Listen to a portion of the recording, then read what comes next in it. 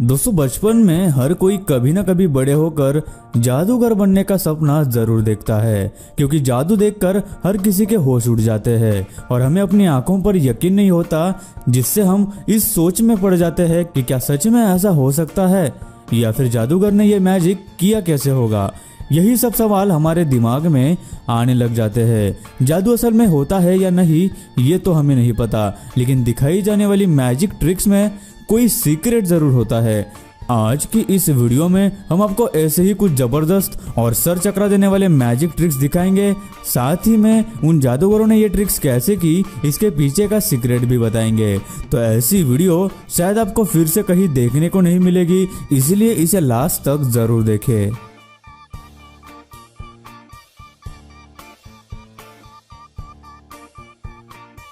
दोस्तों ऐसे ही और वीडियोस देखने के लिए आप उस लाल कलर के सब्सक्राइब बटन को दबाकर बाजू वाली बेल पर क्लिक करके ऑल का ऑप्शन जरूर सिलेक्ट करें।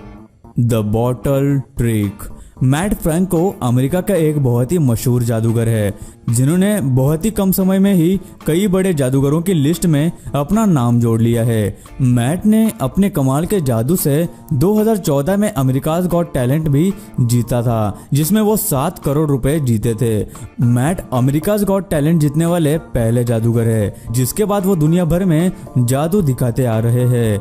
आज हम आपको मैट की एक फेमस बॉटल ट्रिक दिखाएंगे, जिसमें मैट अपने सामने के टेबल पर एक बॉटल और एक ग्लास रखते हैं और उस बॉटल और ग्लास को 2 ट्यूब से ढक देते हैं, जिसके बाद उस एक बॉटल और ग्लास से वो कई बॉटल्स और ग्लास बनाते हैं, जो देखने में बिल्कुल भी समझ नहीं आता और ऐसा लगता है कि ये सचमुच में जादू से ही हो सकता है, लेकिन ऐसा नहीं है। इस कमाल के मैजिक के पीछे मैट की चालाकी और एक सीक्रेट है। तो शायद आप भी ये जानना चाहते होंगे कि इस कमाल के जादू का सीक्रेट क्या है। तो चलिए शुरू करते हैं इस कमाल के जादू का पर्दाफाश।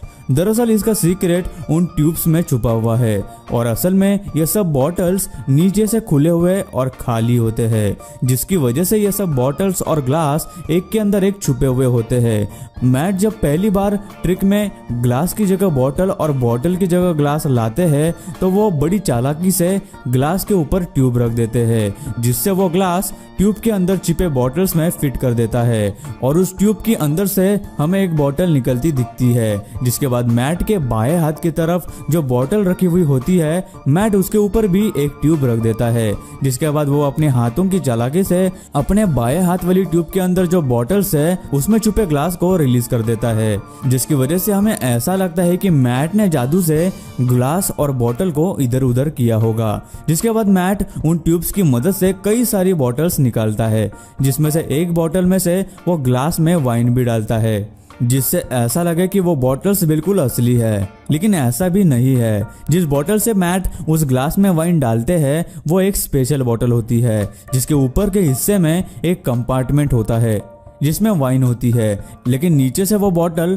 बाकी बॉटल्स की तरह ही हॉलो यानी खोखली होती है, जिसके वजह से ये सभी बॉटल्स और ग्लास पहले एक के अंदर एक होते हैं और मैट उन बॉटल्स को अलग अलग करके टेबल पर रखते जाते हैं, जिससे हमें ऐसा लगता है कि मैट जादू से वो बॉटल्स वहां ला रहे हैं। लेकिन ये सब मैट के हाथ की चालाकी और उन ट्यूब्स का कमाल है, जिससे मैट ये कमाल का जादू दिखा पाते हैं, जो देखने में बिल्कुल ही असली लगता है।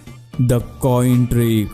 एरिक जोन्स उन कुछ ही जादूगरों में से एक है जो मशहूर जादूगर पेन और टेलर को उनके शो फूलस में अपने जादू से बेवकूफ बनाने में कामयाब हुए हैं। एरिक ने अमेरिकाज गॉट टैलेंट में भी अपना कमाल का जादू दिखाया है। उनके कई सारे मैजिक ट्रिक्स में से द कॉइन ट्रिक काफी ज्यादा पसंद की गई ट्रिक है, जिसमें सबसे पहले एरिक ऑडियंस में से 2 लोगों के साथ स्टेज पर आते हैं, जिसके बाद वो अपने जेब में से एक लाइटर निकालकर उनके पास खड़ी लड़की के हाथ में दे देते हैं और उससे कहते हैं कि वो ये सबको दिखाए कि वो एक असली लाइटर है, जिसपे वो लड़की लाइटर जलाकर सबको दिखाती है कि वो एक असली लाइटर है। इसके बाद एरिक अपने जैकेट की जेब में से ब्लैक कलर का एक छोटा सा बैग निकालते हैं और साथ खड़ी लड़की को दिखाकर पूछते हैं कि उसको उस बैग में क्या दिखाई दे रहा है। तो वो लड़की कहती है कि उसमें कुछ कागज के टुकड़े हैं।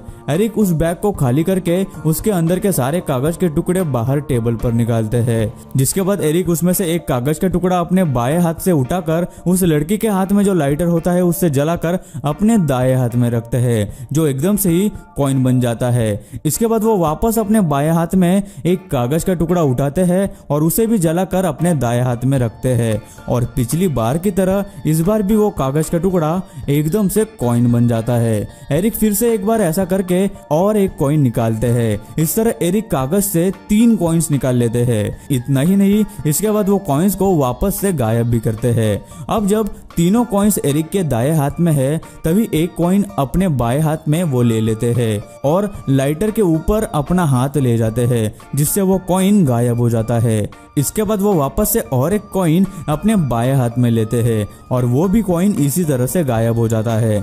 और आखिर में एरिक के हाथ में एक ही कॉइन बचा हुआ होता है और सामने के टेबल पर भी एक कागज का टुकड़ा पड़ा हुआ होता है। एरिक अपने बाएं हाथ से वो कागज का टुकड़ा उठाते हैं और उसे लाइटर से जलाकर अपने दाएं हाथ में रख देते हैं, जिससे वो एक बचा हुआ कॉइन भी गायब हो जाता है। फिर एरिक उस लड़की के हाथ से लाइटर लेकर अपनी जेब में रख देते हैं और वो छोटा काला बैग जिसमें से वो कागज के टुकड़े निकाले थे, उस बैग को साथ खड़ी लड़की के हाथ में उलट देते हैं, जिससे उसके अंदर से 3 कॉइन्स निकलते हैं। तो ये दिमाग को चकरा देने वाला जादू का ट्रिक एरिक ने कैसे किया? ये कैसे मुमकिन है कि कोई कागज के टुकड़ों को जलाकर उनको कॉइन में बदल सकता है?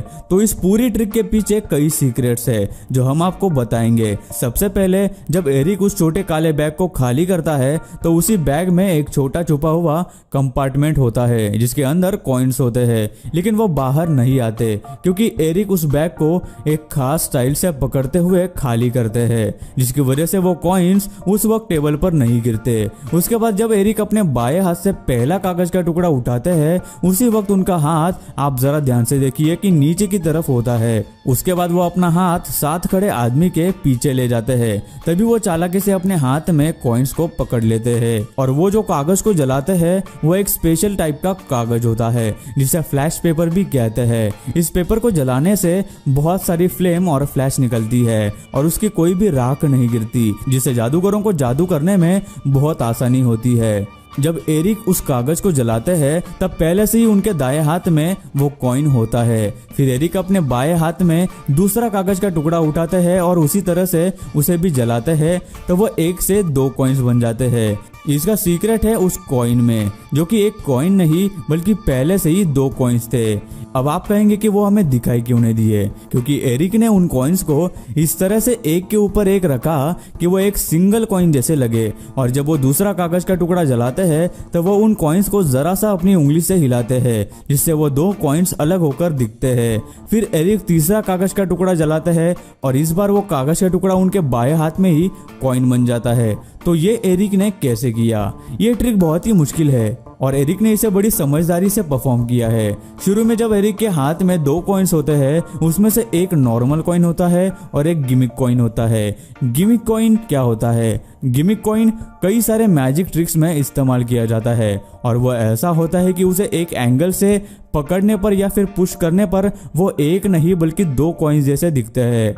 तो जब एरिक के हाथ में हमें 3 कॉइन्स दिखाई देते हैं तो असल में उनके हाथ में 2 ही कॉइन्स होते हैं, एक नॉर्मल कॉइन और एक गिमिक कॉइन, जो दिखने में 2 कॉइन्स लगते हैं। दूसरा कागज जलाने के बाद एरिक नॉर्मल वाले कॉइन को अपने बाएं हाथ में छुपा लेते हैं और अपने दाएं हाथ में जो गिमिक कॉइन होता है उसे इस तरह से पकड़ते हैं कि वो 2 कॉइन्स में बदल जाता है। उसके बाद वो तीसरा कागज अपने बाएं हाथ में पकड़कर जलाते हैं और वो छुपाया हुआ कॉइन सबको दिखाते हैं, जिसके बाद आती है कॉइन्स को गायब करने की ट्रिक।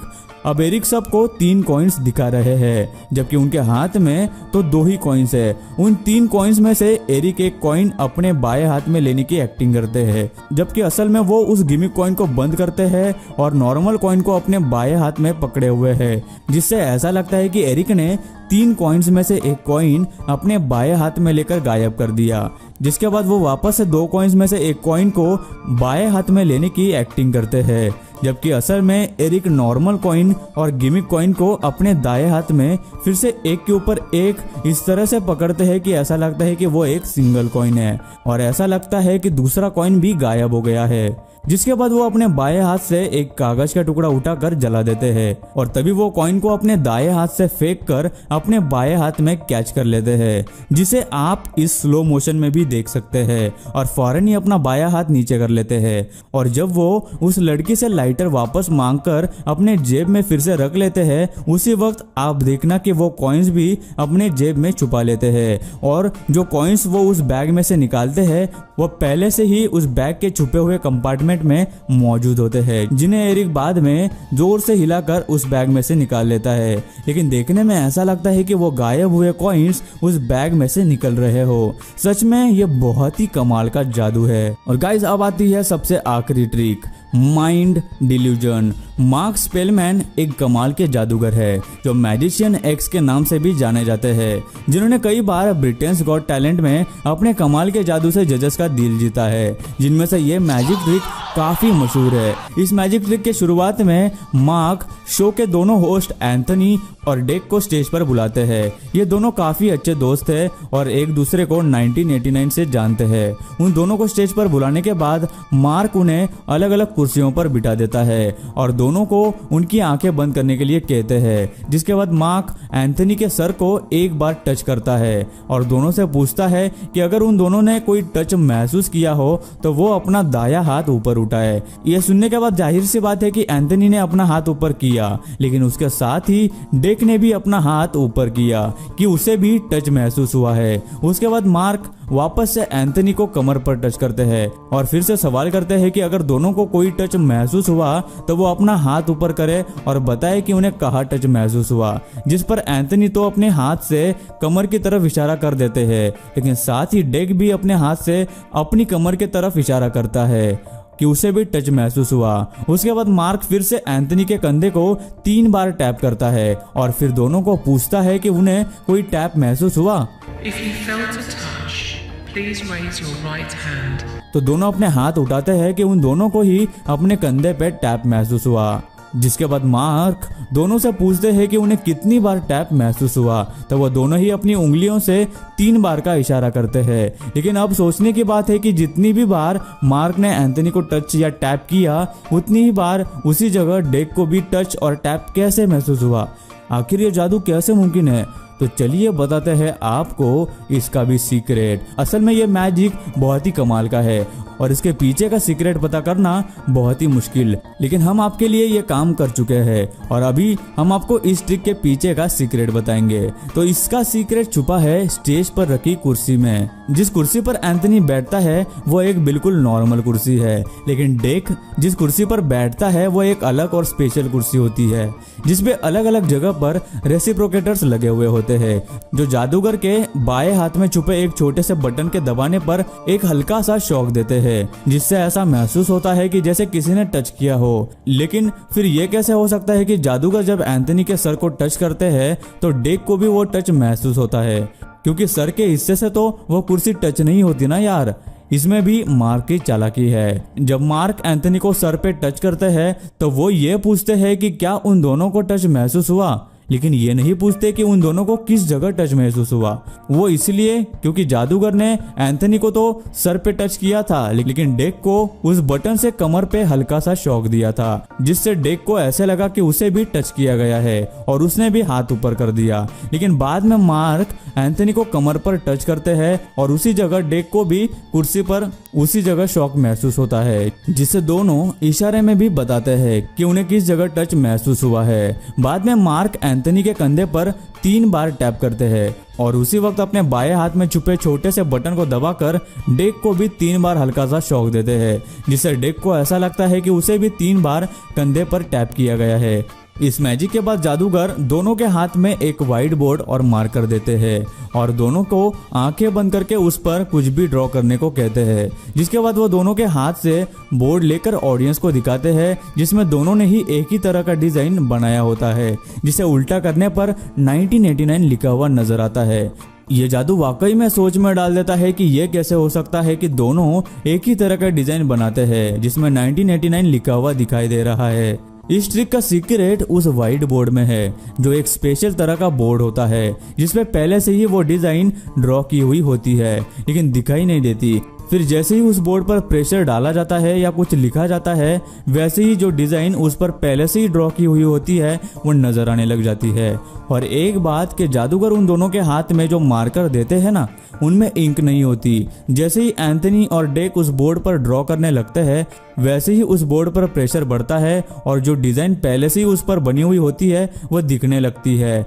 अपनी ट्रिक को और भी सच्ची दिखाने के लिए मार्क उन दोनों को कुछ भी ड्रॉ करने को कहते हैं, ना कि कोई नंबर या अल्फाबेट लिखने को, ताकि ऑडियंस को ऐसा लगे कि उन दोनों ने आंख बंद करके ऐसी ड्राइंग बनाई है। जबकि अगर वो जादूगर अल्फाबेट या नंबर लिखने को कहता तो उसकी ये ट्रिक उतनी काम नहीं करती, क्योंकि आंख बंद करके भी कोई भी इंसान अल्फाबेट या नंबर काफी हद तक अच्छे से लिख सकता है।